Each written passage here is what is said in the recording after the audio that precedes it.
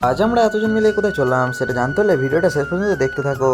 বিকেল হতে আমরা সকলে মিলে চলে আসি বর্ধমান স্টেশনে এসে আমরা একটা ঝকঝকে চকচকে লোকাল ট্রেনে উঠে পড়ি। ট্রেনে উঠতেই পাঁপড় ভাজা খেতে খেতে বাইরের সুন্দর দৃশ্য উপভোগ করতে করতে বোলপুর শান্তিনিকেতনকে পার করে ট্রেনের মধ্যে মজামস্তি করতে করতে আমরা পৌঁছে যাই রামপুরহাট স্টেশনে নেমে প্রথমেই মায়ের মূর্তিকে দর্শন করি। স্টেশন থেকে বেরিয়েই অটো, টোটো, বাস, ভ্যান সমস্ত ধরনের মিশ্রিত একটি গাড়িতে করে আমরা পৌঁছে যাই আমাদের গন্তব্য তারাপীঠে।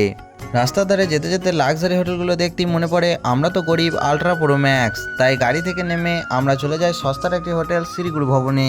কম টাকায় মূল্যবান খাদ্য পাওয়ার আনন্দে আমরা কিছুক্ষণ রেস্ট করে নিই। কিছুক্ষণ রেস্ট নিয়ে ফ্রেশ হয়ে আমরা চলে যাই মন্দিরের দিকে। ভিড় ঠেলে রাস্তার দুধারে বিভিন্ন ধরনের দোকান দেখতে দেখতে আমরা পৌঁছে যাই মন্দিরে। মন্দির প্রাঙ্গণে এসে মন্দিরের চারিপাশটাকে ঘুরে আমরা মাকে দর্শন করে নিই। মাকে দর্শন করা হয়ে গেলে আমরা তার পাশেই চলে যাই মহাশ্মশানে। সমস্ত কিছু ঘুরে দেখা হয়ে গেলে আমরা চলে যাই পাশে একটি হোটেলে এবং সেখান থেকে আমরা সবজি ভাত খেয়ে নিই। খাবার খাওয়া কমপ্লিট হয়ে গেলে আমরা ফিরে যাই রুমের দিকে। আজকে এই পর্যন্ত, দেখা হচ্ছে কাল আবার নেক্সট ভিডিওতে।